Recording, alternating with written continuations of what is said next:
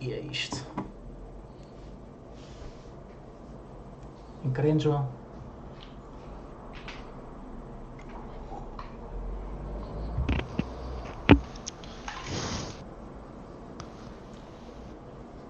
Boa noite.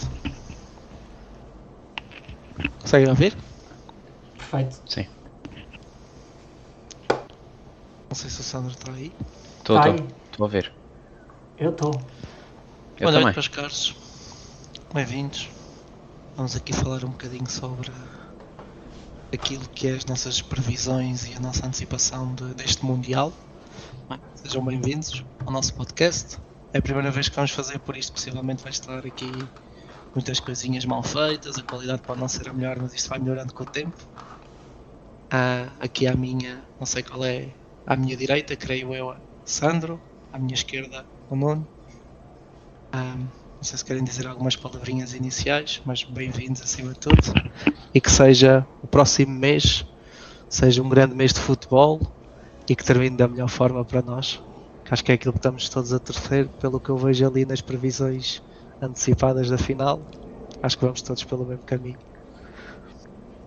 Acho que aí é uma opinião geral, sem dúvida alguma. Boa noite desde já a todos. Mas sim, concordo contigo, espero que seja um grande Mundial e que sorria para o nosso lado. Acho que temos tudo o que é preciso para isso. Vamos ver. Mas já agora, só outra curiosidade: se não for Portugal, quem é que ganha? Ou quem é que querem que ganhe? É assim, eu tenho um amor muito próprio pelo Brasil, no entanto não gosto deste grupo de jogadores do Brasil. Não me revejo em muitos deles, portanto se não for Portugal, que seja a Holanda. João? Eu vou pela minha Inglaterra. Sim, pelo simples facto de eu acho que o Harry Kane merece, por toda a carreira e por tudo o que tem no futebol mundial, acho que merece este título, se calhar até mais que o Papá Cris. Acho que é um jogador que os títulos, é poucos títulos para o futebol que ele traz para uma equipa, e são poucos títulos nesta carreira que ele já está numa fase descendente, ou na fase final, e acho que mereciam uma grande conquista como o Mundial. E porque este grupo de Inglaterra, e já agora fazendo aqui um bocadinho uma ponte, acho que é um grupo, quase todos os jogadores, tirando ali aqueles jogadores que vêm do Arsenal, tiveram todas épocas muito abaixo. E acho que é um grupo que entra neste Mundial com uma fome muito grande de dar a volta por cima, porque muitos deles tiveram épocas desastrosas individualmente nos seus clubes. Portanto, eu diria Inglaterra. Pá, eu, pronto, por questões de afiliação ao país, se não vou Portugal, se não vou festejar a Lisboa ou ao Sardeval, olha que festejo aqui, que também não é mau. Holanda. Holanda. Era porreiro. Acho que ia ser engraçado festejar aqui. Eu também gosto da ideia de ser um pouco o underdog.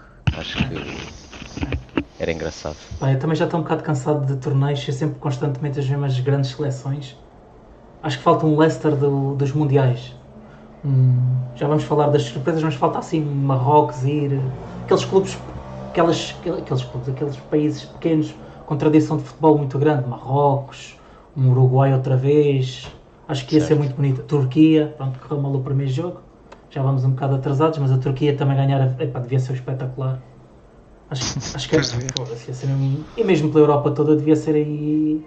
Era uma festa em quase todas as grandes cidades da Europa, com Sim, certeza. é verdade. Acho que ia ser Eles aí. estão por todo lado, os turcos. E inclusive aí na Holanda, como tu sabes. Acho que ia ser muito engraçado. Então, mas antes de começarmos a falar do Mundial, vamos falar do formato. Primeiro ano, 42 equipas. Ok, acho que passámos de 42, certo? Sim. 48. Passámos de 48, é isso, passámos de 32 para 48, acho que é assim. Opiniões gerais sobre este primeiro Mundial neste formato são a favor? Acham que é uma boa ideia? Acham que não é uma boa ideia? Falem-me um bocadinho sobre a vossa opinião sobre este novo formato. Eu vou dar a minha sincera opinião. Para mim não há mundial de futebol sem eu ter o máximo número de seleções possíveis do planeta. Portanto, para mim, eu até seria muito a favor, tendo em conta que não aumentamos o espaço amostral temporal do torneio, ser sempre um mês, como sempre foi, 3 a 4 semanas. pá, para mim, quanto mais seleções, melhor. Acho que é mais representativo de um campeão mundial do que propriamente 32 seleções, tendo em conta que das 32 a maior parte das vagas são para seleções da Europa, porque, tendo em conta o ranking, eu acho que faz todo o sentido para mim ser 48 e para mim até era mais. Exato. E o facto de serem 48 vai permitir com que provavelmente quase todos os mundiais tenhamos sempre equipas estreantes na competição. Eu partilho um bocado da tua opinião aí, eu gosto da ideia de serem bastantes equipas. Claro que temos sempre as fases de qualificação onde as equipas estão envolvidas, mas não é a mesma coisa. Não é a mesma coisa. Poderem equipas como o Uzbequistão, como a Jordânia, poderem experienciar esta competição nesta fase final, acho que é muito bom e, de certa forma, também vai fazer com que esses próprios países influam a nível do futebol. Conviverem com grandes equipas e com grandes jogadores. Sim. Sim, não só haver mais equipas, também estão aqui a experimentar mais tempo. O facto de haver mais equipas faz com que o calendário seja um bocadinho mais alargado, ou seja, antigamente tínhamos 3/4 dias entre cada jogo, hoje em dia temos 5/6 dias entre cada jogo da fase de grupos.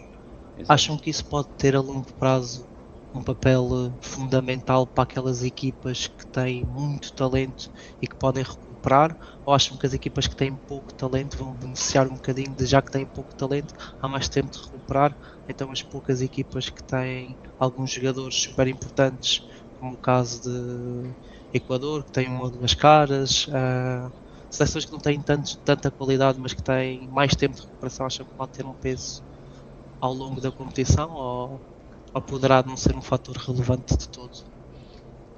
Bem, se me permitem, eu vou começar. Eu acho que o facto de ser a longo prazo beneficia as melhores equipas, sinceramente. Okay. Acho que esse tempo de recuperação vai beneficiar os melhores jogadores. Porque sempre têm mais hipótese de mostrar o seu valor, e a verdade é que em cada 10 jogos, 9 iriam ganhar. Vamos expor um Equador-Espanha, em 10 jogos, 8 ganharia a Espanha. Portanto, eu acho que podes transferir isso para este caso, e a longo prazo, na minha opinião, beneficia as melhores equipas. Só uma ressalva em relação ao Equador, uma seleção que eu adoro. Acho que defensivamente tem muita qualidade. A defesa é muito boa, o Caicedo na frente, é uma equipa vai ser muito difícil de bater. Mosquera e Capié é fortíssimo. Tens Encapié, tens Pacho, tens Estupinan. O Caicedo a segurar o bloco todo é forte. E o Caicedo, passas o Caicedo, levas logo com esses 3 a seguir. É uma seleção, defensivamente falando, é muito boa. Eu não sei, corrija-me se estou enganado, mas eu acho que nos últimos 6 jogos só sofreram para aí 2 golos ou uma coisa assim. Sim, eu acho que na qualificação em 18 jogos sofreram 5.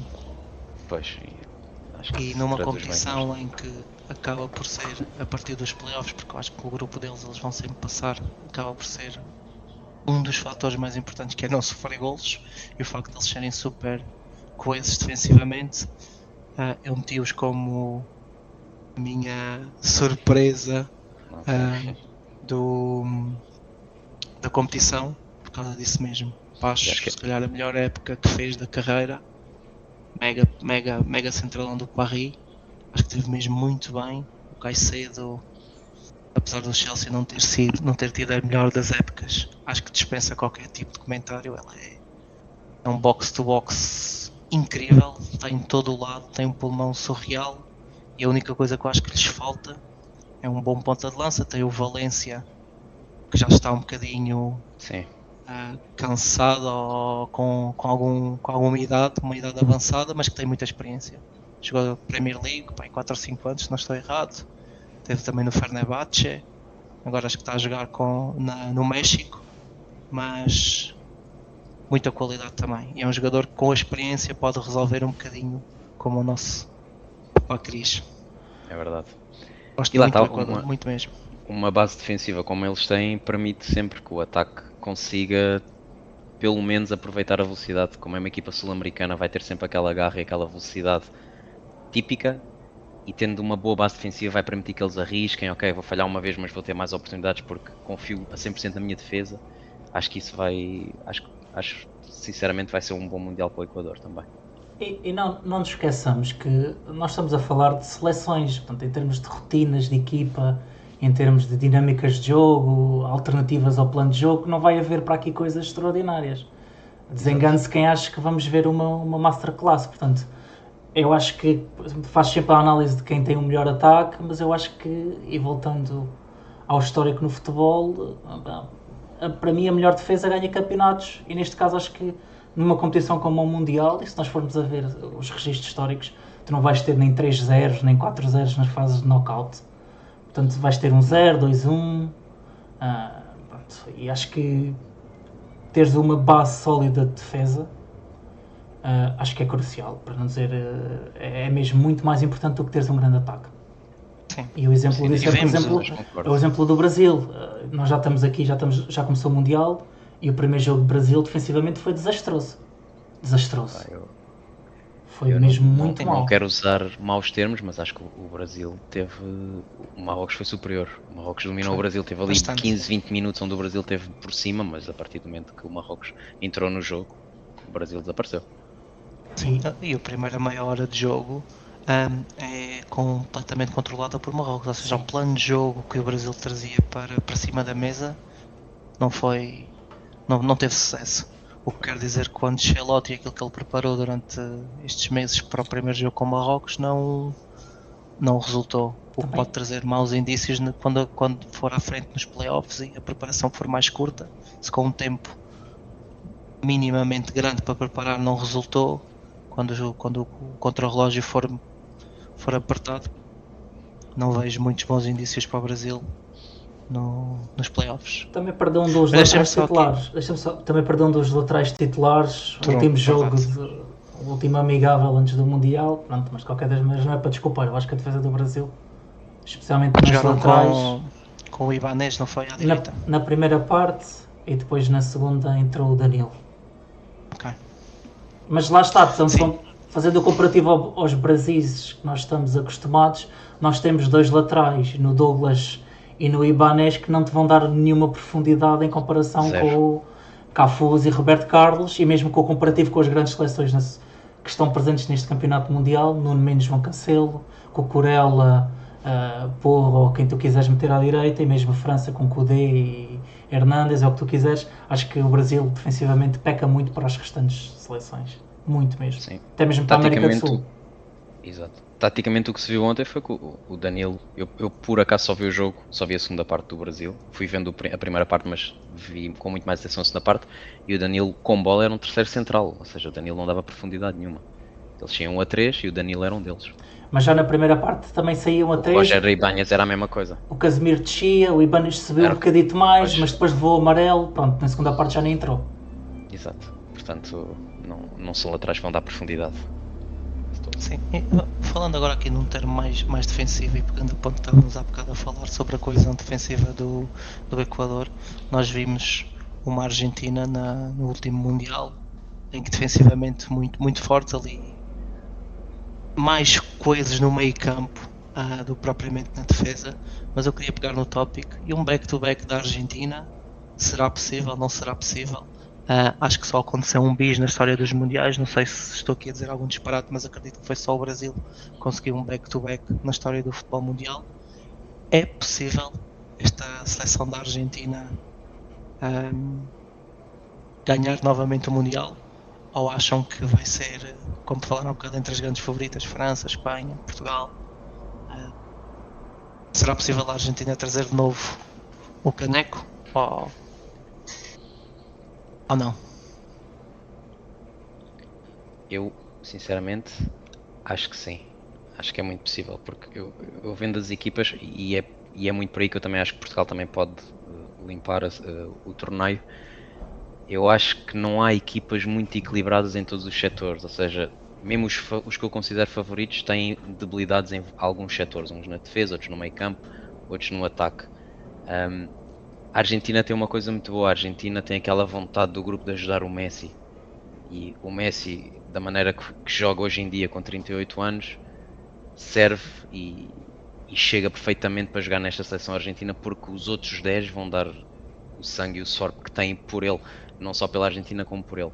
E temos também exemplos de jogadores que se transcendem na seleção argentina, como é o caso, por exemplo, do Otamendi. O Otamendi no clube tem uma performance eu diria abaixo de razoável na minha opinião. Média baixa, sim.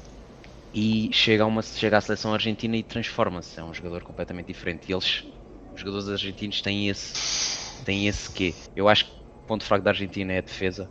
Acho que a nível técnico são fracos. No entanto, esta moral, esta força anímica que eles têm é muito forte e acho que não existe em mais nenhuma seleção. Acho que não há nenhuma seleção das favoritas, obviamente, que tenha este poder. Então eu acho que isso pode ajudá-los a fazer um back-to-back. Sim, eu só digo isto porque a Argentina mantém a mesma base, o mesmo core caso do Mundial passado.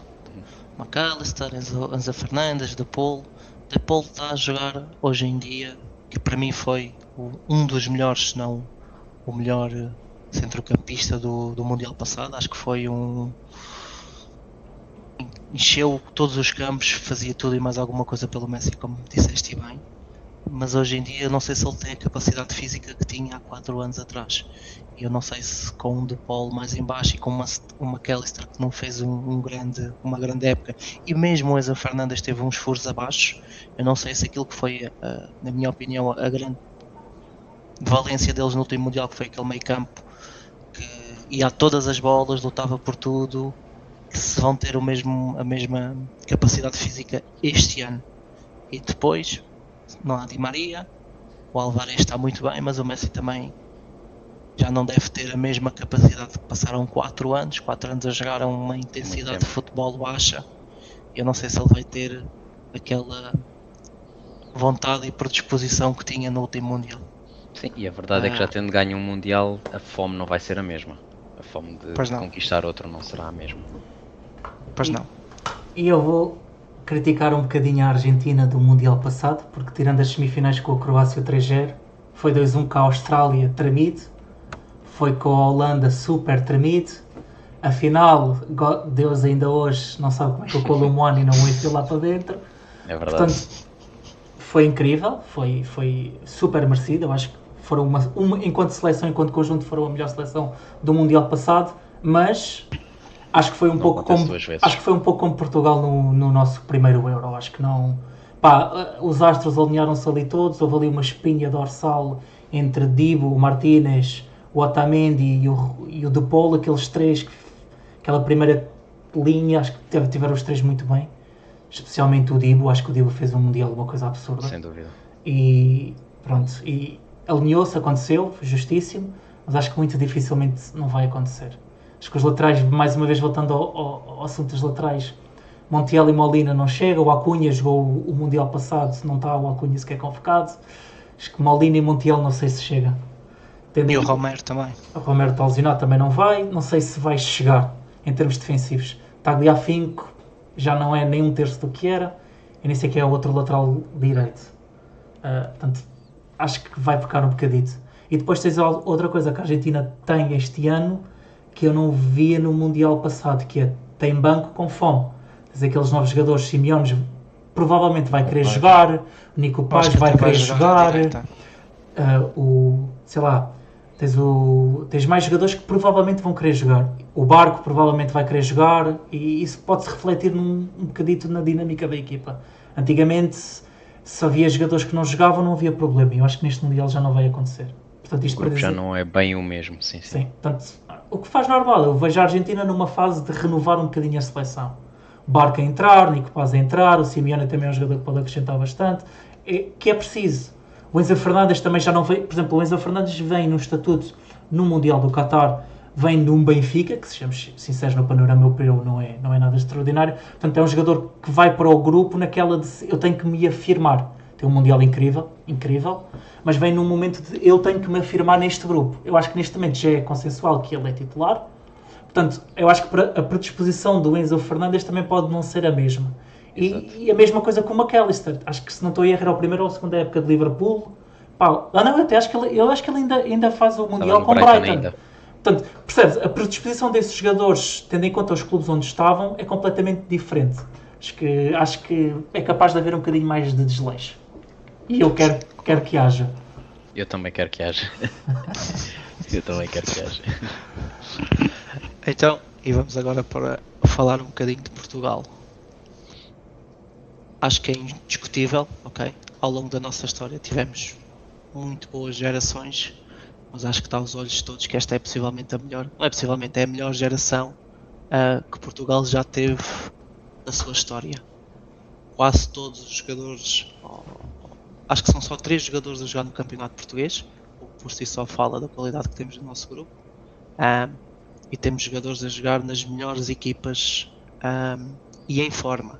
Bruno Fernandes, melhor jogador da Premier League. Nuno Neves e Vitinha dispensa qualquer tipo de comentários porque são 2 jogadores fora de série e um deles, na minha opinião, até poderá lutar pela bola de ouro este ano. Nuno Mendes, melhor defesa esquerdo da atualidade, e não sei se manter esta forma não poderá até estar a lutar pelo melhor defesa esquerdo que alguma vez jogou futebol. Concordo a 100%. E um Cristiano Ronaldo que, pegando naquilo que estavam a dizer há bocado, com fome, como a Argentina tinha no ano passado, também tem fome para ganhar, e acredito que este grupo tenha fome para ganhar por ele. Como é que vem Portugal? Primeiro de tudo, convocatória, concordam, não concordam? Algum nome que vos salte logo à cabeça que poderia estar neste grupo e que lá mais para a frente, ou que mesmo na fase de grupo, fará falta? Ou acham que os que estão é suficiente e está dentro das vossas, ou estariam dentro das vossas escolhas? Eu posso começar. Em primeiro lugar, para mim há 2 fatores que são extremamente cruciais nesta seleção, que eu acho que são mesmo fatores chaves para... Eu acho que o grupo vai mesmo muito unido. O primeiro é a questão de Diogo Jota. Acho que não me vou alongar muito, acho que... Porque o Diogo Jota não jogou o Mundial do Qatar, estava lesionado. Portanto, este seria o primeiro Mundial do Diogo Jota. E eu acho que o facto de toda a gente saber que ele seria um jogador 100% incluído neste grupo, e toda a envolvência por trás do Diogo Jota, e no anúncio da convocatória incluíram o Diogo Jota, eu acho que vai ter um peso muito, muito importante no grupo. E eu acho que outro peso, acho que é a primeira vez que eu, genuinamente, enquanto grupo, eu sinto que mesmo a forma como toda a equipa portuguesa, e staff incluído, falam, é numa perspectiva de, e genuinamente nós temos a capacidade de ganhar o Mundial. A Liga das Nações foi prova disso, nós ganhámos a Alemanha e a Espanha. E ganhámos bem. Começámos a perder contra a Espanha e demos uma reviravolta, por exemplo. Gol do Nuno Mendes e o Papá Grande. Começámos a perder 2-0 ou não? Não, perdemos 1-0 e depois ganhámos 2-1, depois 2 igual, foi a penaltis e ganhámos os penaltis à Espanha. Ronaldo, Papá adiantou-se. Não, o Nuno Mendes acho que marcou o primeiro gol. Ficam igual e depois... Sim, depois o Ronaldo faz o segundo. Sim. Portanto... Sim, aquele lance que encosta ao Cucurella e vai de cabeça, certíssimo. Exatamente. Verdade. Portanto, nós temos a capacidade de sofrer. Com a Alemanha também começámos a perder, desculpa, Nuno. Isso já não... Na segunda parte começas a perder com o gol do Wirtz e depois marca Chico e Ronaldo outra vez. Portanto, continua. Para comaltar, nós temos a capacidade que... Isto já não é como... Por exemplo, eu olho para Portugal dos mundiais passados e eu vejo as seleções e vejo o histórico dos confrontos com as outras seleções e nós éramos sempre... Pronto, estávamos sempre ou empatávamos ou num bom resultado. Nós neste momento já batemos em todas as equipas, creio eu, todas as seleções do mundo. Batemos nas melhores do mundo, nós ganhamos títulos, temos, descredibilizem ou não, a Liga das Nações são 2, contra grandes seleções, Espanha, toda a gente a quer ganhar, favorita a ganhar, e o Euro, que acho que é a consolidação de este grupo e nós conseguimos. Agora, sobre a convocatória, obviamente eu trocava alguns jogadores, mas eu acho que nenhum dos jogadores que eu trocava seria para entrar no 11 titular.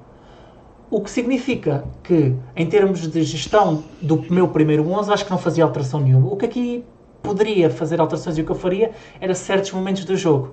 Quem é que eu poderia entrar? Por exemplo, eu acho que fazia mais sentido o João Palhinha para segurar defensivamente o bloco, fazer de Caicedo numa situação em que estamos a ganhar 1-0 e precisamos defender. Acho que fazia mais sentido. Mas vem o Samu, vem o Ruben Neves, estou contente. São jogadores que tenho a certeza que não vão comprometer. Portanto, e para terminar, eu acho que do 11 titular, acho que não há nenhum jogador que eu faria entrar na convocatória que iria mudar o 11 base. Portanto, seria apenas para alterar nuances do jogo. E eu creio que o Roberto Martínez, só para terminar, eu creio que o Roberto Martínez convoque esse jogador já com essas nuances na cabeça, portanto, é lá ter o plano de jogo deles e é confiar, temos que confiar. Sim, é confiar, mas a minha única coisa que verdadeiramente me levantou muitas red flags é só ir em 4 centrais. Que na eventualidade de se lesionar um, tem só um que possa entrar, e mesmo o Ruben Neves não tem rotinas como central, o Palhinha tem rotinas como central, o Diogo Dalot pode, que já fez algumas vezes essa posição no United, mas na minha opinião não dá tanta segurança como dava ao Palhinha. João, mas não é novidade. Centrais, acho que é curto. O Danilo foi no Qatar, por exemplo, que fazia os dois. Sim. Eu acho que é curto irmos só com 4 centrais e acho que vamos com demasiados laterais. E é por aí que eu queria pegar. Muita qualidade à direita, no Mendes indiscutível à esquerda, acho que é unânime para todos. Mas à direita ele tem levanta muitas questões, porque temos algumas soluções, até mesmo o próprio Dalot Cancelo, Mateus Nunes. Vamos pegar agora já no jogo e Nelson Semedo, que fez uns grandes jogos de preparação e para mim foi o defesa direito que mais deu profundidade e que mais se deu ao jogo nos jogos de preparação. Primeiro jogo. Depois da nossa análise a isto, vais continuar, João, só quero deixar que tenho aqui um desafio para nós no final desta análise, mas força, João, continua. O que eu ia dizer era, acho que à esquerda, e queria já começar aqui, já que nós gostamos de sair a 4, e somos a sair a 4 e vamos sair com os nossos 4 patrões da defesa. Nuno Mendes, Ruben Dias, indiscutíveis, creio eu, para todos. Sim. Central da esquerda e se calhar lateral direito são aquelas maiores dúvidas que nós levantamos, quais serão as escolhas do nosso selecionador. Para vocês, desafio era esse. Qual seria o central que vocês escolheriam neste momento? Para jogar ao pé do Ruben, claro. Sim, vou já responder. Como eu acho que o jogo vai ser um jogo muito físico e dos nossos 3 centrais que estão disponíveis para o lugar, o mais físico que nós temos é o Renato. O Inácio, acho que no jogo contra a Nigéria não esteve bem porque o fator físico, o fator físico é aquilo que é o calcanhar daqueles dele, e acho que dentro daquilo que é as nossas opções, o Tomás eu não o vejo como um central para jogar à esquerda, vejo mais como um central para jogar à direita. Portanto, Renato Veiga, sem dúvida alguma, seria a minha escolha. Eu percebo o argumento e concordo até certo ponto. Concordo que o Inácio não deveria ser. Em certos jogos ele faz falta, jogos onde tu sabes vais ter a bola 90% do tempo, ele faz falta porque é provavelmente o jogador com mais qualidade a sair em posse de bola, em lançamentos, mas depois isto também depende dos jogadores que tu tens na frente. Se tu tens um Ronaldo a fazer-te de 9, tu não precisas de lançamentos cá de trás porque ele não te vai chegar a nenhuma bola. Acho que o Inácio só jogará, ou só deveria jogar, tendo em conta quem joga na frente para receber as bolas em profundidade dele, que é sem dúvida o forte dele. Eu punha Tomás Araújo porque eu tenho alguma desconfiança do Renato Veiga ainda. Eu ainda não sinto que ele seja, que ele tenha qualidade suficiente para ser o titular da seleção. Independentemente de ser do lado esquerdo, eu percebo que o pé esquerdo aqui é importante e a capacidade física dele também é um pouco superior à do Tomás, mas eu acho o Tomás, dos 3 centrais, acho o Tomás o central mais completo e até é o jogador que eu considero revelação de Portugal este Mundial, caso tenha a oportunidade de o demonstrar. Eu vou usar no exemplo do PSG para falar um bocado das dinâmicas de Portugal, porque tendo o Pacho, é um central que raramente sobe, é um central que raramente tem que tomar iniciativa de jogo, e eu acho que Portugal, tendo o Nuno Mendes à esquerda, e acho que não é hipótese, eu acho que vai-te ganhar muitos metros, vai-te tentar subir muitas vezes. Eu acho que nós temos que dar primoria a um central com capacidade defensiva, capacidade de recuperação de bola e capacidade de aguentar o jogo físico, tanto aéreo como no 1 para 1. Portanto, acho que o Inácio, nesse aspecto defensivamente dos 3, porque o Ruben Dias vai estar à direita, não é hipótese, acho que dos 3, acho que defensivamente é o pior, acho que é o que comete mais riscos, e bateste no ponto certo, que é, se eu tenho o Nuno Mendes a ganhar muitos metros, e muito provavelmente não, o Vitinha vai pegar no jogo juntamente com o João Neves. Também vimos no último jogo de preparação o Bruno Fernandes a vir buscar jogo também. Portanto, eu acho que não há muita necessidade de nós pedirmos do que é o melhor trunfo do Inácio, que é a construção de jogo. Portanto, eu acho que eu também vou com o Renato Veiga.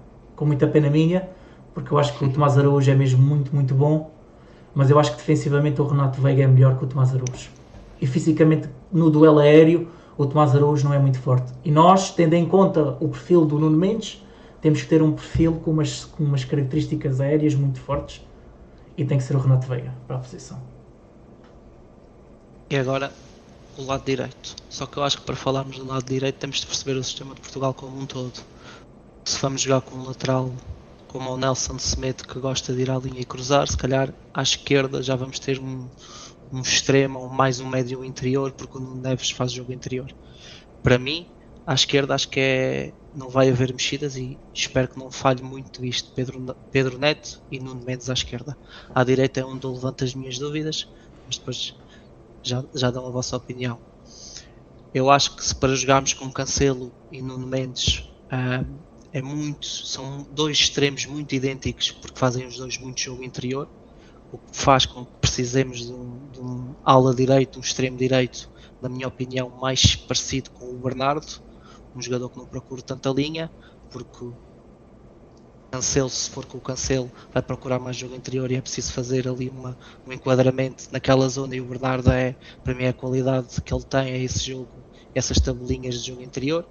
Portanto, para mim seria Cancelo e Bernardo Silva à direita, o que levanta algumas questões e gostava de saber a vossa opinião, mas vamos primeiro ao setor esquerdo. Pedro Neto e Nuno Mendes acham que é um casamento feliz? Acham que vai partir por aí? Ou têm uma ideia completamente diferente da minha? É assim, o Nuno Mendes é um jogador que tanto vai à linha, tanto faz jogo interior, e vê-se muito no PSG, ele até entra em zonas de finalização várias vezes. Acho que é um jogador que se adequa a qualquer jogador que jogue a extremo. Acho que vai casar bem seja com quem for. Eu aqui tenho uma opinião muito própria sobre como nós deveríamos jogar, e claro que ninguém vai concordar comigo e estou preparado para isso. É assim, eu acho que Portugal tem 6 jogadores meio campo para a frente com uma inteligência, com uma capacidade técnica e tática muito boa. Os 3, o melhor meio campo do europeu: Neves, Vitinha e Bruno Fernandes, e aí não há que mexer. Mas eu na frente eu jogaria com, e é aqui, eu jogaria com Bernardo, Trincão e com Félix. Eu jogaria com estes 6 na frente. Eu acho que nós iríamos ter a bola constantemente, iríamos dominar o jogo constantemente, iríamos cansar o adversário, e após algum tempo metia as motas lá dentro: Rafael Leão, Chico Conceição, Pedro Neto. Mudava completamente a dinâmica do jogo e abrir espaços, e acho que iria resultar muito bem. Claro que o Ronaldo tem que jogar, eu percebo, não concordo, mas percebo. Mas eu acho que arriscar assim com o Félix a falso 9, com o Bernardo e um Trincão vagabundos, com os nossos laterais a subir, com Vitinha, com Neves e com Bernardo a vir para dentro, com o Bruno Fernandes, eu acho que era brilhante. Mas tu consideras o Bernardo um dos indiscutíveis desta seleção?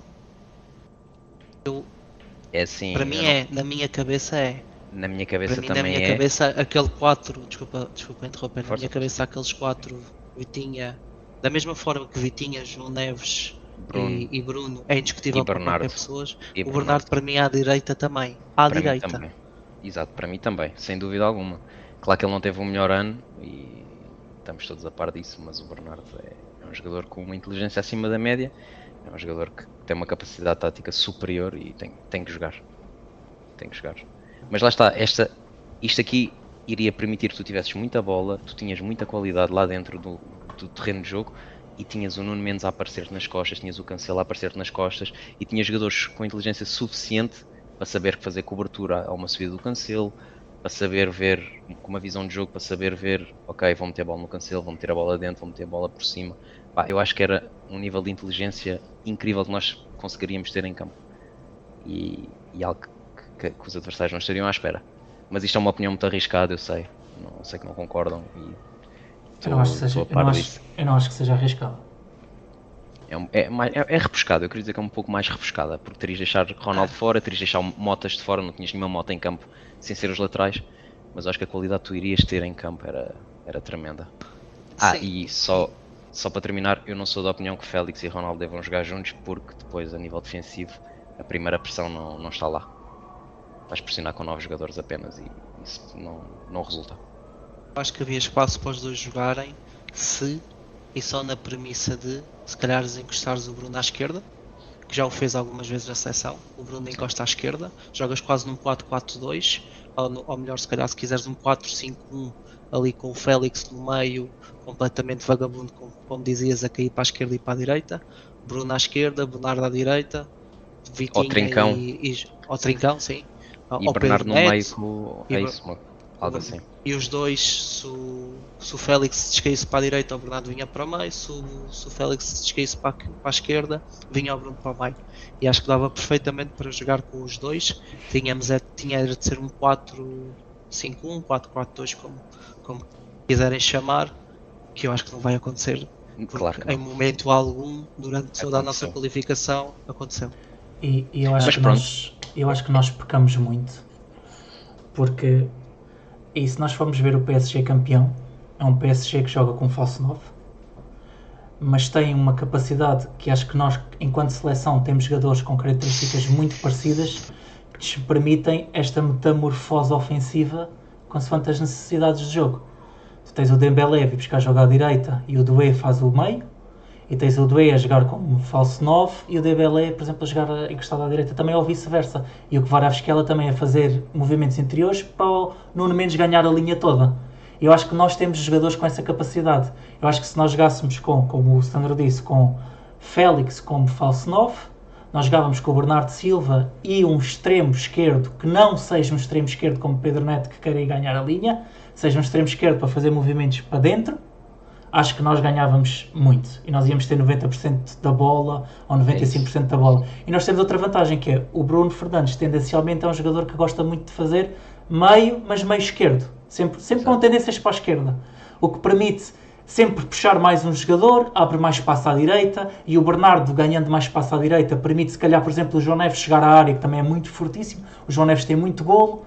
E o que é que acontece? Nós temos o Ronaldo como ponta fixa, que é o que vai acontecer, infelizmente não temos hipótese. O que é que vai acontecer? Nós vamos jogar muito, infelizmente, para o chuveirinho, que é Pedro Neto, vai ter muito espaço na linha, porque vai estar muito isolado, vão-lhe meter a bola, ele vai tentar sacar 1 para 1 e cruzar para o Ronaldo. Só que é um jogo muito previsível. É um jogo muito... E depois nós temos o problema, que é, isto até pode resultar, mas o meu 10 nesta situação, ou o meu jogador mais próximo do meu 10, do Ronaldo, não pode ser o Bruno Fernandes, que não é esse tipo de jogador para atacar o primeiro poste, ressaltos à entrada da área. Infelizmente não é. E eu acho que nós, enquanto seleção, pecamos um bocadito num momento, infelizmente, com bola, que para mim devia ser a nossa maior valência, que é com bola é onde pecamos mais.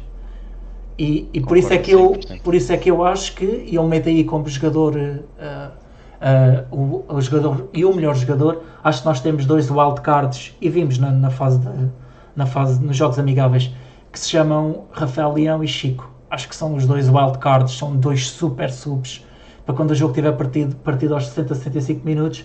Acho que são mesmo super subs. E acho que se alguém conseguir meter na cabeça do Rafael Leão, que não teve uma época, pode ser o que quiser, que ele é super sub.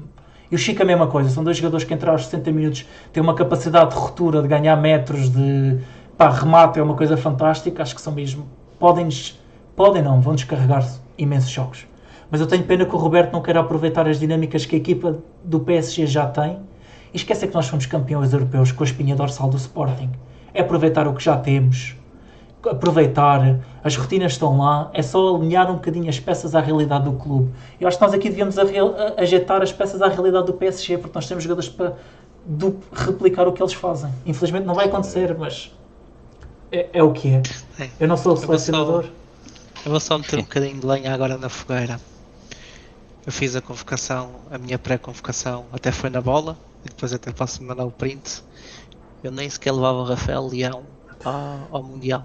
Eu vou explicar porquê. O Rafael Leão é dos jogadores que está no ciclo de seleção há 5 anos. Digam-me um jogo que o Rafael Leão resolveu ou que foi muito importante.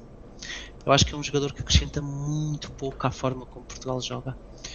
Eu vou dizer, eu meti o Pote no lugar do Rafael Leão. Tive muito tempo quando estava na discussão interna aqui comigo mesmo em quem é que ia convocar.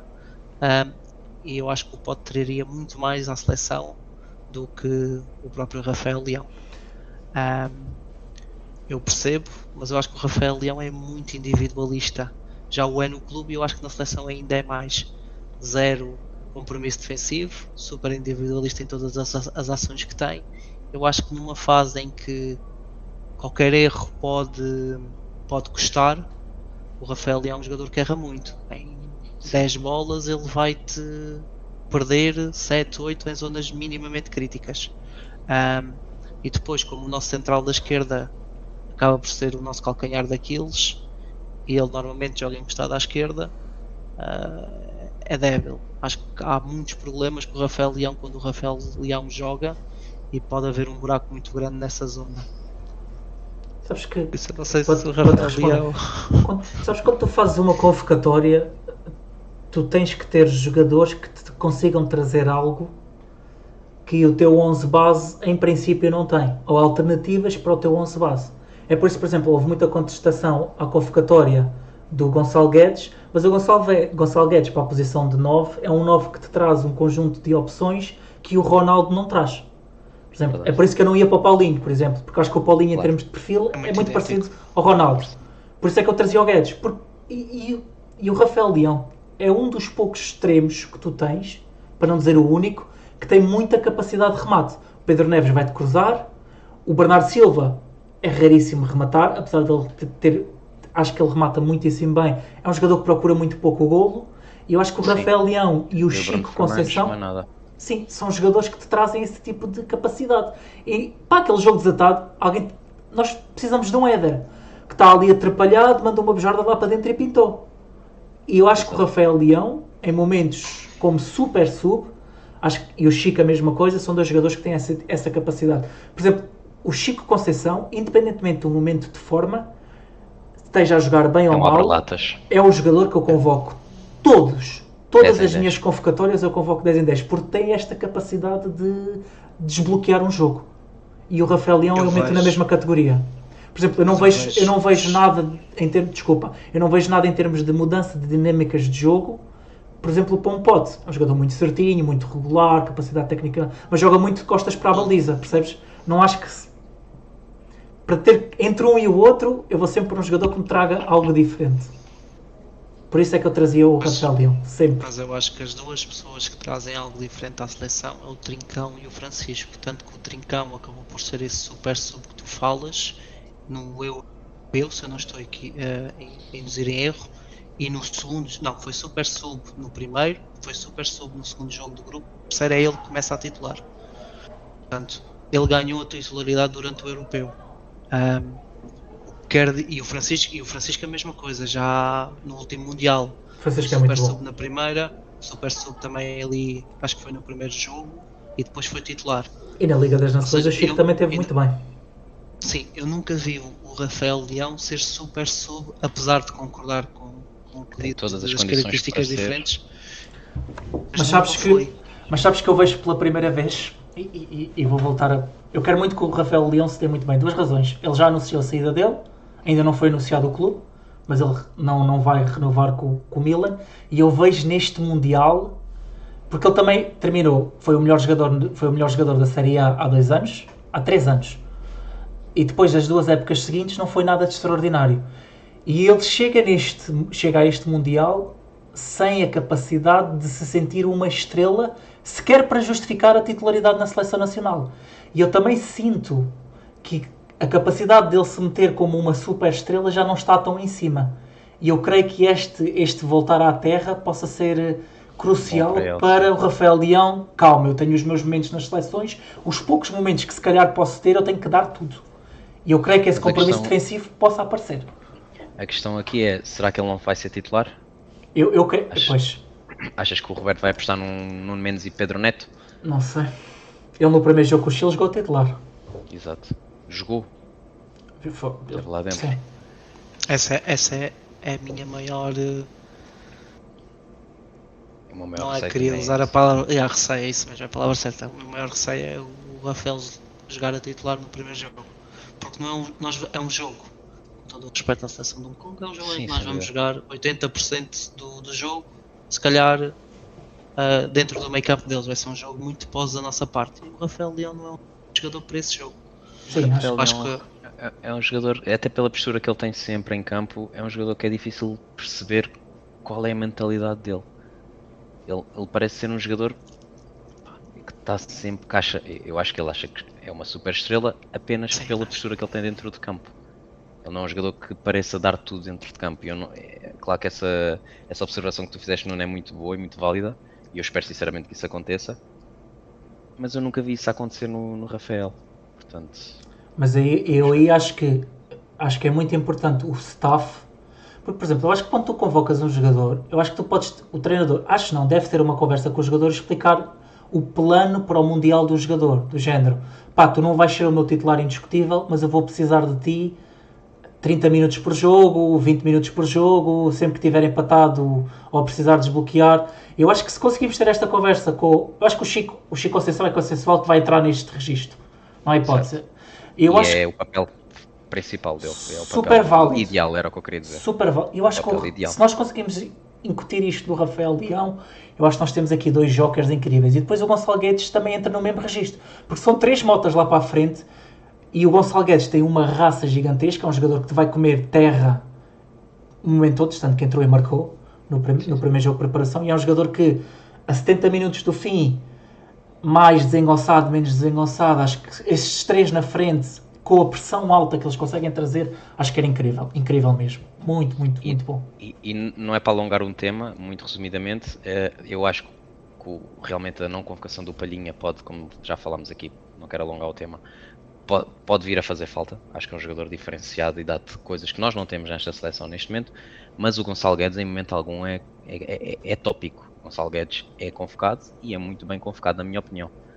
Claro que se ele não fosse e fosse outro no lugar dele, eu concordaria também, mas não acho que seja algo gritante como vi muita gente a questionar. Acho que não é tópico. É um jogador que vai dar coisas completamente diferentes e é um jogador que já deu provas válidas que pode ser muito importante. Pode vir a ser muito importante. Nós ganhamos a Liga das Nações com o dele. Exatamente.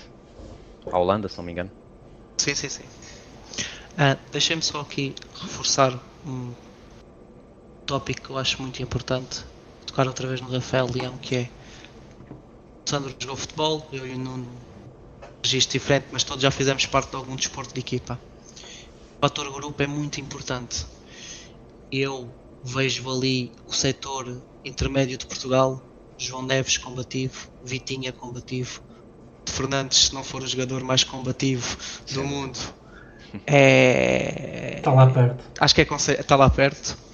Mesmo o Bernardo pode não parecer, mas é. Eu vejo o Rafael Leão ali inserido neste contexto. Se calhar ele não está tão bem na seleção porque ele é como se fosse um peixinho fora d'água e não se enquadra neste estilo combativo que é o nosso meio campo. E o fator grupo, como todos sabemos, no desporto de equipa é super importante e é muito vantajoso eu sentir que o meu colega está a dar tudo porque vai fazer com que eu também dê tudo. Eu acho que um dos motivos do Rafael Leão nunca ter se ingrado na seleção é por isso mesmo, aquela postura que o Sandro falava. Eu acho que também vem um bocadinho, destaca-se mais na seleção pelo tipo de perfil de jogadores que ele tem ao seu lado. No AC Milan acaba por haver ali 2 ou 3 jogadores com uma postura um bocadinho similar. Um ou dois já foi afastado do clube, mas acaba por ser perfis um bocadinho parecidos. E na seleção eu acho que isso se nota muito mais, porque os jogadores que o rodeiam são todos jogadores super combativos. Eu tenho algumas dúvidas se ele vai jogar. Se ele jogar, cá estaremos todos para apoiar. E espero que ele faça o melhor mundial da carreira dele e que seja o melhor jogador do mundial. Era muito bom sinal. Eu só quero aqui tocar num assunto que acho que, desculpa, Sandro, que acho que não falámos, que é, estamos a falar de super subs e estamos a esquecer que nós temos na equipa o super sub da Europa, esse menino pistoleiro Gonçalo Ramos. Acho que é indiscutível que é o melhor sub da Europa, porque os poucos minutos de jogo que ele tem, ele faz cerca de 15, 20 minutos, 25 num bom jogo, e acho que tem 18 golos esta época, se não estou equivocado. Portanto, é um dos super subs que nós temos. A minha questão para vocês é, temos um super sub, será que ele vai entrar se o Papá não conseguir marcar um golito? Ou como é que vamos fazer a gestão? Porque Gonçalo Guedes está a ser um nome falado por Ramos, ou Félix, mas e o Gonçalo Ramos? Qual é o papel do Gonçalo Ramos nesta? Porque aquilo que tem sido a maior arma dele é entrar aos 70 e marcar. Tanto que o fez no último Mundial, que depois até toma o lugar com o Fernando Santos depois daquele hat-trick, e toma o lugar de titular no jogo a seguir contra a Suíça, se não estou equivocado. O hat-trick é para a Suíça. Foi com a Suíça. Exato. E depois já joga é a titular com a com Suíça e depois joga com o Marrocos, se não me engano. Com o Marrocos, sim, isso mesmo. Qual é o papel do Gonçalo Ramos neste? Eu acho que, falando da perspectiva do Roberto Martínez, claramente o Gonçalo Ramos não será titular, mas acho que é a primeira opção. E caso aconteça alguma coisa, o Ronaldo, a nível de performance terrível que nem o Roberto Martínez consegue proteger, acho que o Gonçalo será a primeira opção. Da perspectiva do Gonçalo, acho que é uma realidade que ele conhece. Ou seja, ele no PSG, a realidade dele no PSG é esta, é não ser titular e entrar quando é preciso. E ele tem dado resposta, portanto eu acho que a manter esta realidade, este contexto, eu acho que ele vai se dar muito bem. E acho que podemos acreditar que teremos um super sub, se não o melhor super sub também do E pegando naquele, não sei se era um 4-3-3, mas se calhar era um 4-3-3 que tu falavas há bocado com o Trincão, o Félix e à direita, já não me recordo quem é que era, o Bernardo. Tens o Gonçalo no lugar do Félix, no futuro, pós-mundial. Não achas que o Gonçalo pode ocupar esse 4-3-3 e ser ali um jogador a jogar entre linhas, a tabular? Porque ele faz isso muito bem, ele é muito também funciona muito bem, sem dúvida. Sim, também é uma boa opção também. Até melhor a nível, porque eu sempre fui muito fã dos avançados, daquela primeira pressão dos avançados, ou seja, a primeira fase que ele faz. E ele, o Félix nisso não te faz e o Gonçalo dá-te isso, portanto enquadra-se muito bem. Eu apenas meti o Félix pela questão técnica que ele tem um perfume a jogar à bola, que aquele miúdo podia ser o que ele quisesse. E eu foi mais por aí. Só que uma parte, não sei se acompanham o Desletra, o podcast do J. Oliveira. Esta semana ou há 2 semanas eles levaram lá o Tiago Dantas. E o Tiago Dantas jogou Bayern Munique, jogou com os melhores jogadores e disse que o Félix foi o jogador mais perfume e mais talento com quem ele jogou. E jogou com o Sadio Manés, com Exato. Eu acredito. Bayern Munique recheado. Eu acho que o Tiago Alcântara estava nessa altura. Acho que o primeiro toque do Félix, a qualidade que o Félix tem no primeiro toque de bola, acho que de todos os jogadores que eu vi jogar a bola, eu se calhar meto no top 10 de todos os jogadores, primeiro toque só. Sim, o resto, sim, a bola cola. Tem um primeiro toque muito bom. Sem dúvida. É mais um daqueles jogadores que eu acho que a cabeça não ajuda em certos momentos, mas é um jogador fenomenal. Sim. E também acho que é indiscutível que acho que não há ninguém, mesmo estando a jogar na Arábia, acho que não há ninguém que não traria o Félix. Acredito que ele este ano retorne à Europa, por exemplo. Sim. Mesmo. Depois de ser campeão mundial, vem de certeza. Olha, e já que estamos a falar do Félix, um jogador que foi uma das grandes promessas e craques que esta Europa já teve e ainda tem, foi um dos melhores jogadores, ou uma das jovens promessas que o futebol teve nos últimos 5, 6 anos. Futuras promessas que este Mundial possa trazer. Alguém que esteja debaixo do olho. Eu vejo ali o Sandro com a camisola do México e nas nossas escolhas há ali um menino do México que já jogou, acho que entrou aos 70 minutos, se não estou equivocado, 60 e pouco, fez a sua estreia. Acho que, não sei se o que vou dizer é correto, mas acho que é o jogador mais jovem deste Mundial. Exato. 17 anos e uns dias. Falem um bocadinho dos vossos craques surpresas, aqueles jogadores que vocês acreditam que possam de alguma forma ser as revelações deste Mundial. Bem, como já falaste da minha camisola, vou começar. O Gilberto Mora, para mim, acho que tendo minutos, acho que é um jogador que vai dar o salto. Acho que é aquelas equipas que estão atentas a estes jovens jogadores, como o Chelsea, como o Estrasburgo, como certas equipas europeias têm feito ultimamente. Acho que o Gilberto Mora, de certeza que já anda no radar destas equipas, joga no Tijuana. E depois deste Mundial, se tiver a sorte de ter minutos, eu acho que vai ser revelação. Acho que o México também tem um grupo acessível, ainda por cima já tendo ganho o primeiro jogo. Acho que o México vai conseguir, entre Coreia do Sul ou República Checa, ganhar ali uns pontinhos e passar, nem que seja em terceiro lugar. Acho que o México tem condições para passar, ainda por cima jogando em casa, o que vai permitir que o Gilberto tenha alguns minutos e tempo para se mostrar. Eu acho que o mundo vai conhecer o Gilberto. Tenho aqui mais 2 nomes. Boadi do Marrocos, depois do jogo com o Brasil, está nas bocas do mundo, 18 anos, um jogador que dominou o meio campo por completo. Sozinho. E outros, pá, ridículo. O jogador, ele vinha atrás, fazia tabela, aparecia no meio campo completamente sozinho, pedia a bola sem medo de assumir. Um jogador inacreditável. Marrocos tem uma seleção, pá, inacreditável. E outros jogadores que eu gosto, não sei que vais falar mais sobre ele, eu vou só dizer muito rapidamente. O Saibari, acho que ninguém se vai lembrar do En-Nesyri no final deste Mundial. O Saibari, PSV, fantástico.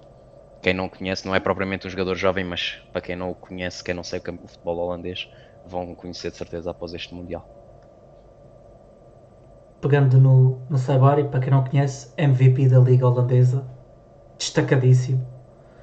PSV passeou este ano. Ele já não é jovem, acho que tem 25 ou 26 anos, acho que são 25. Mas eu acho que é um dos grandes jogadores que este Mundial vai produzir. Capacidade física incrível, um arranque muito forte, um remate potentíssimo, alto, físico, possante.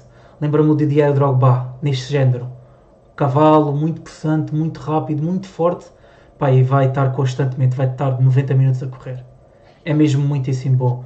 E esta seleção dos Marrocos tem uma capacidade. Em primeiro lugar, eles são todos umas motas muito grandes. Tens os laterais que são todos muito motas. Mazraoui na seleção transforma-se. Se o Mazraoui jogasse no United, um terço do que joga na seleção. E depois há Hakimi dispensa apresentações. E tens uns passadores de bola muito bom. O Brahimi passa muita bola. Acho que o passo para o primeiro gol do Marrocos acho que é do Brahimi. Pronto, para esta mota que ganha em profundidade ao Gabriel Magalhães, que não é fácil. Não é nada fácil. Ganhar o Gabriel Magalhães na profundidade e fez um chapéu ao Alisson, um jogador que está a fazer o Prémio Mundial, mostra-te um tipo de... a capacidade e a frieza que este tipo de jogadores a jogar neste tipo de ligas... Lembra-me um pouco o Bodo Glimt desta época. São jogadores que são de ligas nórdicas, mas têm uma frieza a jogar, uma clareza, são muito simples. Ganha em profundidade, pica a bola, está feito. Não há cá aquela ginga brasileira, percebes? E eu gosto muito deste tipo de jogadores que descomplicam o jogo. E acho que Marrocos tem uma seleção que já não é só cavalos de corrida, acho que tecnicamente são todos muito desenvolvidos. E taticamente também. Muito fortes. Sim. E tem esta nova geração de jogadores a aparecer que são capazes de surpreender e surpreender o Brasil. Só tenho umas reticências sempre com os jogadores marroquinos. Já no último Mundial nós tivemos, não sei se pronunciar o Nani, aquele médio que depois foi para Marselha e que fez um Mundial que basicamente meteu todos os grandes centrocampistas no bolso e era um box-to-box ali, mais um 6, mas pá, preenchia o meio-campo de uma forma absurda. E depois, quando voltou para uma realidade fora de Marrocos e foi para um clube médio alto, porque o Marselha é bastante bom e está um bocadinho em baixo, mas foi para um clube muito bom. Acho que ele foi transferido para a Espanha, não sei. Ele desceu de divisão. Okay. Desceu de divisão com a Girona. Ok. Ou seja, eu tenho sempre... Marrocos faz sempre grandes mundiais e acaba sempre por haver uma ou duas surpresas. Não faz sempre grandes mundiais, mas ultimamente tem feito grandes campanhas e há sempre um ou dois sacos, mas depois que nunca se reflete nos clubes e a progressão acaba por ficar ali. Então eu tenho algumas reticências a falar dos jogadores marroquinos, porque no último mundial o Nani encheu umas medidas e depois não correspondeu àquilo que jogou na Copa. Mas tinha muito futebol mesmo. Não querendo, eu acho que ele é um jogador fantástico, mas eu acho que a culpa acho que passa do jogador e do agente, porque depois escolhem contextos que não são propícios à qualidade do jogador. Percebes? Acho que vão escolher depois equipas que não correspondem bem ao que ele pode dar a uma equipa. Por exemplo, ele foi jogar para um Girona que tem muita qualidade técnica, mas depois fisicamente é uma equipa que peca muito. O avançado era o do Braga, o Ruiz. Percebes? E tu passas agora de um jogador que te consegues ganhar metros e só tem que dar o último passo para um Sabari, que é um Drogba, mas depois no clube estás a jogar com um jogador com qualidade, com capacidades e características completamente diferentes. E eu acho que ele, dentro da seleção, e se calhar depois também tens aqui outro tipo de nuances. Se o inglês dele é bom para acompanhar o que o treinador diz, tu aqui estás a jogar com os teus conterrâneos, a língua, a maneira como passas a informação, a maneira como processas a informação também dentro de campo também muda muito, porque tu comunicares na tua língua, percebes tudo muito mais rápido, pode ser uma vantagem. E a Argentina claramente sofre disso. Sim, mas neste contexto aqui do Nai, em Marrocos o francês é muito... Sim, é a segunda língua, não é? Então ele foi ido para a França, a língua acho que não foi um obstáculo, mas eu percebo o teu ponto. Olha, eu queria só aqui, eu não disse um craque surpresa, disse o Bellingham, não é surpresa nenhuma que ele é craque, mas é num contexto que quando vai para o Real Madrid vai com possível futuro bolador, possível futuro melhor jogador do mundo, porque ele vai com o estatuto de tem qualidade e tem potencial para ser um dos melhores jogadores do mundo, e acho que já vai para o terceiro ano. Ou nada se tem falado do quanto Bellingham nem sequer está a entrar na disputa de melhor jogador do mundo. Eu acho que ele vê aqui da mesma forma que o Rafael Leão, no mesmo contexto, acho que vê aqui uma oportunidade de mostrar outra vez ao mundo do futebol: eu estou aqui, não se esqueçam que eu existo. Fala-se só em Mbappés e Yamals, mas não se esqueçam que eu também estou aqui e posso marcar uma geração. Dentro deste padrão, há algum jogador que vocês acham que também está nesta campanha, para além do Rafael Leão e do Bellingham, que possa querer usar isto como a última oportunidade que ele tem de mostrar aquilo que vale e apostar neste Mundial como as últimas fichas? Ou não há ninguém que vos salte à vista que está mais ou menos dentro deste padrão? Eu posso dar um nome que eu acho que é um jogador que há 3 ou 4 anos era o Gavi, Golden Boy, e desde que foi Golden Boy dali para a frente nem sequer é titular do Barcelona. A convocatória dele até para mim veio um bocado como surpresa, mas eu acredito que é um jogador que vai entrar neste Mundial com a perspectiva de eu tenho que mostrar que sou muito melhor do que a generalidade das pessoas pensam. Portanto, o primeiro nome que me veio à cabeça foi o Gavi, que eu acho que ele tecnicamente é muito forte e pode entrar nesse registro de eu tenho que provar que sou aquilo que eu sei que posso ser. Isso é um pouco a história dos Golden Boys, não é? Os Golden Boys ultimamente não têm, tirando o Yamal, que ainda é um boy, não tem propriamente vingado, não é? Renato Sanches, por exemplo, também. João Félix. Entre outros, o Félix, tem sido assim a campanha dos Golden Boys. Para mim, eu acho que o Musiala vem com alguma fome, tendo em conta a lesão grave que teve. Ok, ganhou o campeonato, chegou à meia-final da Liga dos Campeões, mas ele não esteve propriamente envolvido no processo de equipa este ano. Acho que é um jogador que chega também numa fase em que não tem propriamente... A Alemanha quer ganhar o Mundial, mas eu acho que se a Alemanha não ganhar o Mundial está tudo bem, porque não são propriamente dos grandes favoritos. Acho que mesmo os próprios alemães não estão à espera de ganhar o Mundial, portanto pode jogar com uma leveza diferente e acho que pode aproveitar esta oportunidade para ganhar o Mundial e voltar à ribalta, porque o Musiala há 2 anos atrás era um jogador super referenciado e ultimamente, devido à lesão, obviamente passou um bocado under the radar. Exato. Eu acho que continua a ser. Aqui... Não. Tens Virtus agora, mas sim. Deixa-me aqui estar-te um bocadinho à parede. Eu acho que, como falámos do Equador, que vai ser que está no grupo da Alemanha, eu acredito que o Equador passe em primeiro. Isso é bold. Consiga ganhar a Alemanha e que passe em primeiro, a Alemanha em segundo, e que depois a Alemanha passa o primeiro jogo porque joga em princípio com um dos terceiros, mas que depois no primeiro grande confronto, que acredito que vai ser nos quartos, agora vai ser oitavos, que caia logo contra uma grande seleção. Eu acho que a par da Argentina, a Alemanha vai ser uma das grandes desilusões deste Mundial, porque não vai conseguir, para mim, aguentar a grande surpresa deste Mundial, que é o Equador. Deixa-me só dizer é bold. 2 nomes, mas super real, super possível. Deixa-me dizer 2 nomes.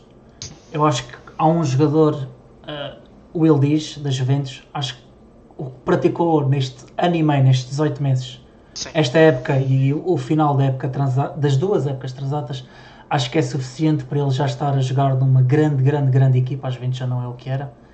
E eu creio, a Turquia não começou muito bem, mas eu creio que se chegarem a uma fase a eliminar, o Will Dias acho que é um jogador incrível, acho que é mesmo jogador a mais para a Juventus neste momento.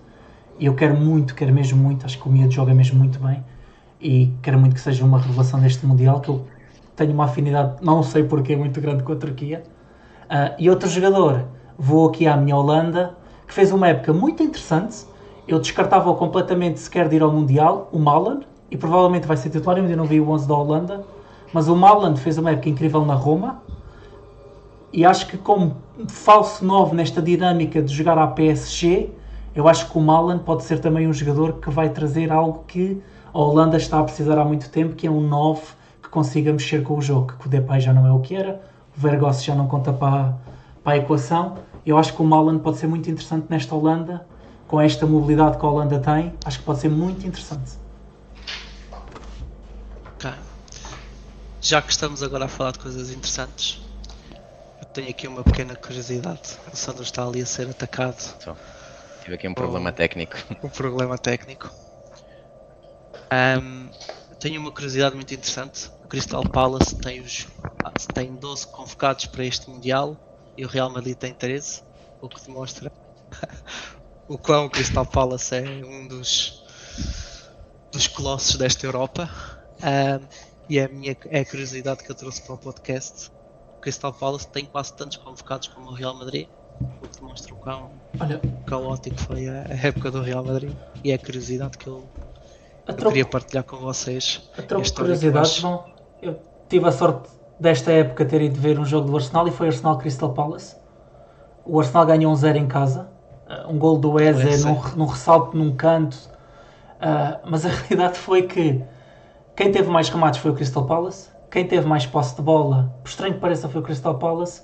Eu acho que em termos de objetividade e simplicidade dos processos, é uma equipa muito clara em todos os processos, os jogadores sabem todos muito bem o que têm que fazer e não estão cá com rodeios. Vai para o extremo, do extremo vai para o meio, do meio vai chuveirinho para a área e está feito. Portanto, são jogadores que em termos de... Voltando aqui para a realidade do Mundial, tu não vais ter tempo para fazeres dinâmicas de equipa, não vais ter tempo para fazeres um plano tático super estruturado, tu tens que ir com jogadores que sejam muito objetivos nas coisas que tu como treinador queres que eles façam. E eu acho que a realidade de Crystal Palace é uma equipa fantástica. Para alimentar seleções é muito bom. É muito bom. É muito bom. São jogadores que não têm egos, são jogadores que vão para todas as competições com vontade de querer jogar e se não jogarem também não vai haver problema. Portanto, não me surpreende. E não tem sido de agora, porque o Crystal Palace teve sempre grandes jogadores. Desde o William Zaha, tiveste o Yannick Bolasie, que no Sporting não deu em nada, mas no Crystal Palace era um animal. Sim. Tens o Eze, o Olise, não nos esquecemos que o Olise veio do Crystal Palace, que o Eze veio do Crystal Palace. Sim. Agora tens o Mateta do Crystal Palace, portanto são equipas, é uma equipa que tem estado sempre bem alimentada de craques.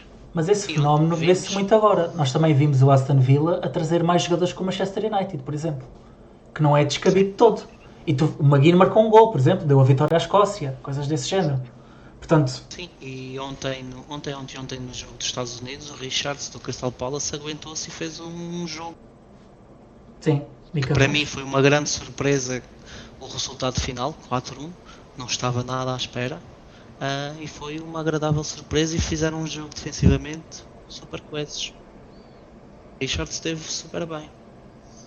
Está, sim. O estofo que eles trazem de Premier League, o ritmo competitivo, seja Premier League, seja Crystal Palace, seja Fulham, que também trouxe bastantes jogadores para este Mundial e um deles nos Estados Unidos, acho que é o que estas seleções pequenas precisam. Já tem jogadores muito batidos e com muita experiência que estão constantemente a jogar com os melhores e acho que podemos ter aqui algumas agradáveis surpresas neste Mundial. Só para uma curiosidade que eu tenho, Estados Unidos, qual é a vossa opinião? Já falámos há bocado, mas acham até onde é que poderá ser, se eles chegarem, por exemplo, a uns quartos finais, acham que já é um bom Mundial? Acham que eles, pelo que eu tenho visto em alguns comentários, eles acham verdadeiramente que têm possibilidades de ganhar, americanos a serem americanos, mas o que é que para vocês seria uma boa campanha nos Estados Unidos, sendo que é um dos ossos, e podemos já também fazer o paralelismo para o Canadá e para o México? Qual é que acham que é, ok, fizemos um bom Mundial? Eu acho que o Canadá não vai passar a fase de grupos.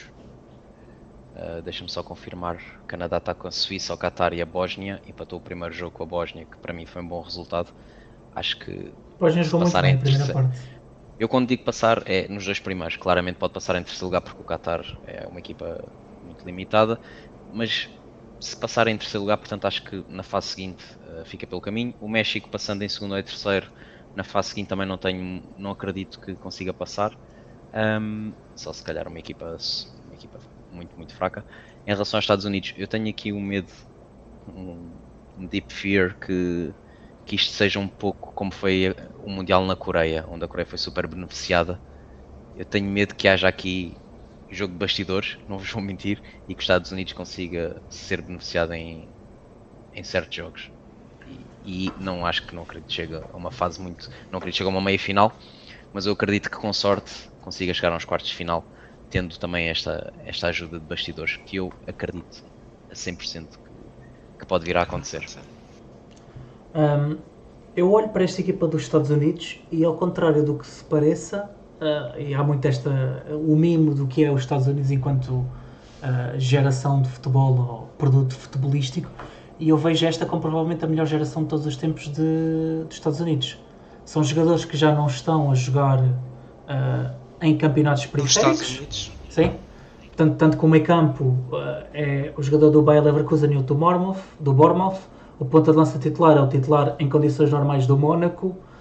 O Mika Richard Balogun, e tem há 2 épocas, acho que foi o segundo melhor marcador da Liga Francesa no Reims, emprestado ainda pelo Arsenal, fez um disparate de golos.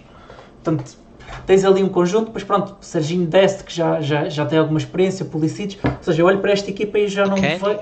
McKinney joga o que joga, mas pronto, é um nome conhecido, mas é um nome bastante conhecido. Mas em termos, eu acho que eles também é super conhecido. E tens um jogador que para mim é muito underrated, que é também. Super, um dos melhores laterais para mim da Premier League, e tens o jogador, o Pepe do PSV, Ricardo Pepe. O PSV completamente se marfou, foi mesmo um passeio esta época, e o Pepe teve muito bem. Portanto, eu olho para esta equipa e vejo uma equipa que tem um 11 base equilibrado, não é dos mais fortes nem lá perto, mas é um 11 base equilibrado, e tem algumas hipóteses no banco de saber mexer o jogo. Portanto, eu já olho para esta seleção como, por exemplo, eu olho para um Uruguai. Tem um 11 base forte, pode-se, em algumas situações, fazer algumas brincadeirinhas, e tem algumas alternativas no banco. Algo que não víamos há 2 ou 3 anos, ou há 4 ou 5 anos. Tu olhavas para os Estados Unidos e era o Pulisic e 4 gajos que estavam a jogar ao lado do Beckham no LA Galaxy. Portanto, eu acho que esta evolução é gradual, e daqui a, por exemplo, 2 ou 3 mundiais, eu acho que os Estados Unidos pode ser mesmo uma equipa candidata a ganhar, como Portugal fez, por exemplo.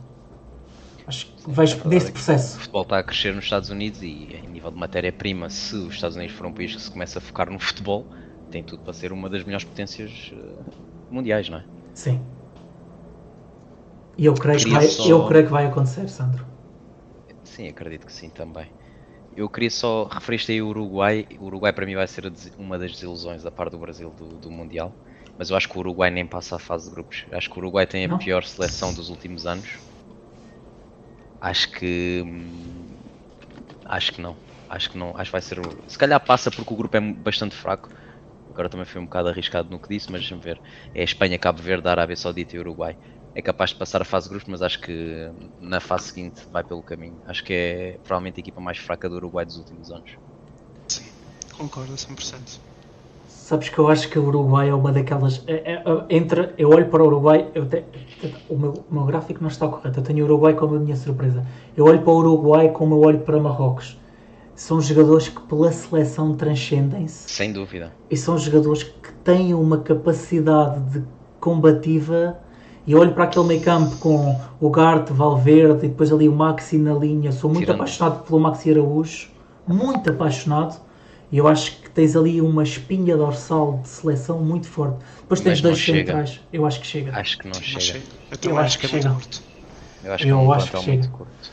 Depois tens... eu nem digo que é curto, eu digo que é muito curto. Mesmo a nível de qualidade técnica, qualidade de equipa, eu acho que a qualidade fica muito aquém. Acho que o ataque é horrível. Não, Darwin e Vinas. Eu gosto do Vinas. Do Oviedo, fez uma época muito interessante. 10 golos na Liga Espanhola. Eu meto este Paraguai um nível acima hoje em dia do Uruguai.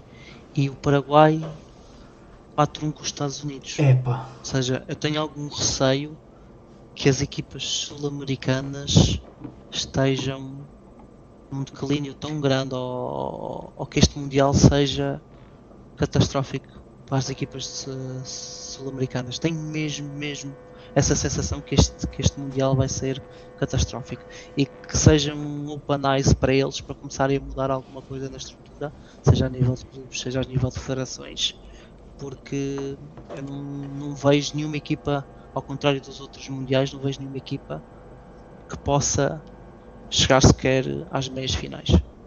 Eu acho que vocês estão a descredibilizar muito, em primeiro lugar, um país extremamente pequenino, muito pequenino, e o meio campo do Uruguai, Betancur, Valverde e Ugarte, é mais que suficiente para passar no grupo e, quiçá, causar muitas dificuldades à Espanha. E depois estamos a falar de, para mim, se for jogar com Darwin, Araújo e deve ser o Vinas à direita, eu acho que, tendo a espinha dorsal do meio campo, que são 3 jogadores com muita experiência já, Betancur, Valverde e Ugarte, os 2 centrais também são muito arraçudos, Araújo e Guiménez, se jogar o Guiménez, não sei se vai jogar. Eu acho que Muslera e Oliveira, eu acho que é uma seleção muito, muito interessante. Com nada a perder, sem qualquer tipo de pressão. Equipas que gostam de jogar à bola, gostam de ter bola, ao contrário do que a malta pensa. É uma seleção muito interessante, é uma seleção que remata muito. Eu acho que... Tanto que o Brasil... O lado de bola de qualquer equipa... Ganharam ao Brasil. Top. Na qualificação. Sim, mas o Brasil também. Mas cá estaremos para tirar as provas. Cá estaremos para falar sobre isso. Acho a defesa muito débil, tirando Ronaldo Araújo. Queria só terminar com... caso terminemos, que já está a passar do tempo. Acho que a Noruega vai ser uma surpresa muito agradável. Acho que a Noruega tem super estrelas, Haaland, Odegaard, António Nusa, tem o Orsnes, eu sou apaixonadíssimo pelo Orsnes, e não sou do Benfica, mas isso é irrelevante. Acho que o core do Bodo Glimt também pode ser muito importante aqui para a Noruega, tendo em conta o ano que fez. Acho que a Noruega pode ser uma agradável surpresa este ano. Eu não sei de cabeça o grupo da Noruega. É um grupo complicado, porque tens França que à partida fica em primeiro, depois tens Iraque que à partida fica em último, mas tens Noruega e Senegal, equipa africana. Senegal com mais físico, ganhou a CAN. Ganhou a CAN, exatamente. Dentro de campo ganhou a CAN, é verdade. Sim. Portanto, é um grupo interessante. Aliás, está no meu top 3 de grupos. Temos também a Holanda, Japão, Suécia e Tunísia. E o grupo D, que é o dos Estados Unidos, onde eu acho que é o grupo mais difícil de adivinhar os 2 primeiros, que é Estados Unidos, Austrália, Turquia e Paraguai. É 50-50 para mim todos os jogos. Exato, para mim também. Depois desta primeira jornada, então, muito mais. Sim. Turquia passou uma perna. Mas passou, não teve muito bem. Olha, só agora para fecharmos e finalizarmos, para mim tudo obrigado aos dois. Vamos voltar a repetir isto. Não digo se calhar agora na fase de grupos, mas espero nos playoffs. Às poucas pessoas que estiveram aí, obrigado a toda a gente que foi passando. E vamos só fechar com o melhor jogador do torneio para vocês, ou aquele que poderá ser o grande destaque individual deste Mundial. Sim, muito sinceramente, eu posso começar. Eu quero muito que o Ronaldo seja o melhor marcador do Mundial, por questões óbvias. Eu quero muito que, apesar de eu não concordar que ele seja o titular, eu quero que ele, pela milésima vez, cale o povo português, porque é crítica após crítica após... E eu sou um dos que critica, porque eu acho que ele efetivamente já não dá nem um quinto do que dava. Mas se há um torneio para o Ronaldo me calar, tem que ser este. Exato. Pai grande, pede lá os deles todos do futebol, e quero muito. Portanto, de coração quero mesmo que o pai grande ganhe e quero que Portugal ganhe, que acho que nós merecemos, e ele termina a carreira e termina de uma maneira em grande, e eu acho que genuinamente, por toda a regularidade que foi a época dele, mesmo agora com 40 anos, o homem marca ainda imensos golos. Eu acho que é a despedida perfeita para uma carreira incrível que ele teve. Sim. Acho que é mesmo... Merecida. E merecida, é super merecido. Eu aposto em Vitinha. Acho que o Vitinha vai fazer o Mundial e no final do Mundial vai ser considerado o bolador também. O que é preciso o Vitinha fazer para ser o MVP? Bolador? Sim. Tem que ganhar o Mundial. Mas tem que ter impacto direto nos knockouts? Não, tem que ter um impacto que tem tido ultimamente. Tem que fazer o que tem feito. A questão aqui é que ele se fosse um extremo avançado neste contexto eu já o consideraria bola de ouro. Agora não é, portanto, sendo médio vai ter muito mais dificuldade do que os outros para ser considerado. Portanto, a única opção aqui era ganhar o Mundial. Porque, por exemplo, qual é o último médio-campista bola de ouro? Nedved? Não está a ver à cabeça... O Rodri. E o Modric. Tiveste o Rodri. E o Modric também. E o Modric. Mas tirando isso, tens o quê? Não tens mais ninguém. Sim. O Nedved extremo, ali, médio extremo. Tens o Matthaus em 2000, que também era defesa médio. Ou 2000, o Zidane também é ali arrasado de Bruno Fernandes. Ronaldinho já não entra neste panorama. As pontas não sei se é Shevchenkos. Michael Owen. Sim, depois Ronaldinho Messi durante 20 anos. Exato. Ok, olha, desculpa. E para ti, João? A mim, como eu acho que o Bellingham vai ter um Mundial e vai se transcender, eu pus o Harry Kane, porque ao início, como falei, eu acho que é um jogador que merece, e se ele fosse o melhor marcador do Mundial, eu ia ficar muito contente, porque acho que é um prémio individual que ele merece, pela qualidade toda e por tudo aquilo que ele já entregou ao futebol mundial.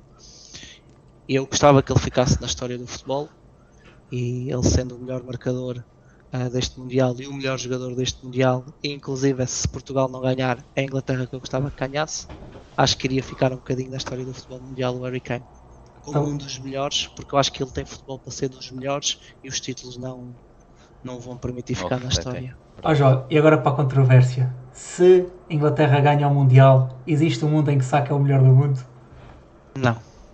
Final da Champions, Premier League? Nunca na vida. Para mim o Saka nem foi o melhor jogador do Arsenal este ano. Vai dizer isso a um adepto do Arsenal? Nunca na vida.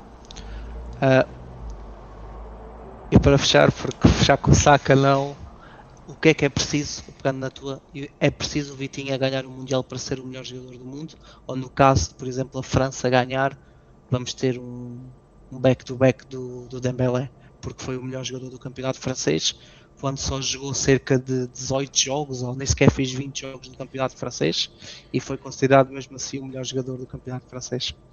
É assim, aqui há outro rapaz que entra na conversa, não é? O Olise. Yamal. Ok. Caso a França ganhe o Mundial, para mim o Olise entra na disputa, mas aqui acho que aqui sim terá importância o rendimento no Mundial. Dos dois, entre o Dembélé e o Olise, caso a França ganhe o Mundial. Porque o Bayern Munique fez uma época tremenda, meia final da Champions, ganhou o campeonato e o Olise tem números astronómicos. Tanto o Kane, o Olise e o Luís Dias. Portanto, eu acho que aqui não é garantido que a França ganhando o Dembélé ganhe. Acho que o Olise pode entrar na conversa. E para fecharmos, agora mesmo, vimos no último Mundial com o Messi a ganhar o melhor jogador do mundo por causa deste Mundial. Acham que a época, tudo aquilo que aconteceu esta época, não vai ter muita importância? E será assim, no caso se for a França e o Mbappé não estiver muito bem, será o Olise? Se for a Inglaterra, possivelmente o Saka. Se for Portugal, o Vitinha. Acham que verdadeiramente o melhor jogador do mundo vai ser entre estes todos? O Yamal entra na discussão, não entra? A Espanha tem alguma hipótese neste Mundial? O Yamal é campeão. O Yamal é campeão espanhol. Não ganhou a taça de Espanha. Liga dos Campeões. Não tem uma grande Champions. Não foi nada, mas ele também teve o problema lá, eu nem sei dizer a lesão dele, pulmonologia. Ele teve os 2 primeiros meses, janeiro e fevereiro, nem jogou. Eu acho que depois, mas o Messi também não merecia e ganhou, só com base no Mundial. Sim. E o problema é esse, que é o Messi. Mas em ano de Mundial, ganha sempre o jogador que ganhou o Mundial. Não sei. Eu acredito que sim. Se o Yamal em condições... Por exemplo, o Yamal, foi aquilo que o Sandro disse. O Yamal tendo performance no knockout stage, impacto direto, eu acredito que possa ganhar o melhor jogador do mundo. Porque é claríssimo. Ele claramente, em termos individuais, acho que é claro que ele está entre os 5 melhores jogadores do mundo. Onde tu o metes entre o primeiro e o quinto, eu acho que neste momento é discutível. Pode ser primeiro, pode ser o quinto, depende muito de ti como jogador, como pessoa, mas ele para mim está no top 5. Acrescentando à qualidade individual dele uma performance incrível no Mundial, eu não digo que não. Não quero Quer que seja o Vitinha, significa que Também Portugal não quero. ganhou, ou o Nuno Mendes. Nuno Mendes também pode acontecer. Menos fenomenal. Também pode acontecer. Acho que em Portugal são só estes dois nomes, mas eu acho que o Mundial vai ter muito peso.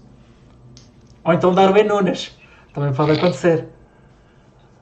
E vou só levantar um último nome, e já estou a dizer isto há muito tempo a repetir, mas e Bruno Fernandes? Se faz um Mundial descomunal, melhor jogador da Premier League, não poderá. Eu sei que o Manchester não teve competições europeias ou nos grandes palcos, não está sequer na discussão. Se faz um Mundial de outro mundo, com golos importantes, com a preponderância que ele tem no United, não poderá entrar nesta luta? Acho que não, acho que aí o Vitinha está Tá tal força acima. completamente. Tá, sim, acho que sim. Mesmo tendo o Bruno Fernandes um Mundial fora do comum, acho que não. Independentemente do contexto do Manchester United ser diferente, ele fazer o que ele fez naquele contexto é ridículo, mas acho que mesmo assim, na minha opinião, acho que não conta para a Bola de Ouro. Nem tem hipótese nenhuma de contar. Não. Acho que está na mesma linha do De Bruyne. Se a Bélgica ganha o Mundial, acho que não há hipótese, por exemplo. Pronto, meus caros, obrigadíssimo. Finalizar só com Países Baixos 0-0 com o Japão ao intervalo. Vou Aqui vê o agora jogo. deixar-vos para ir ver um bocadinho do jogo. Japão também, não tivemos muito tempo, mas não dá tempo para tudo, mas Japão também é uma grande seleção. Sim, incrível. Uma grande seleção. E deixar o Muito melhor jogador curioso. fora. Uma horita. E não vamos descartar a seleção porque pode ser possivelmente um dos wildcards deste europeu, que estupidez, deste Mundial. E vou agora ver, que estou curioso para ver um bocadinho desta segunda parte, porque preciso que o Países Baixos ganhe.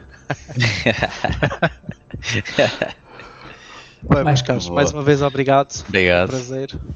E Daqui a umas semanas há mais, né? Força Portugal. Força. força Portugal. Tchau, tchau. Tchau, tchau. Até já.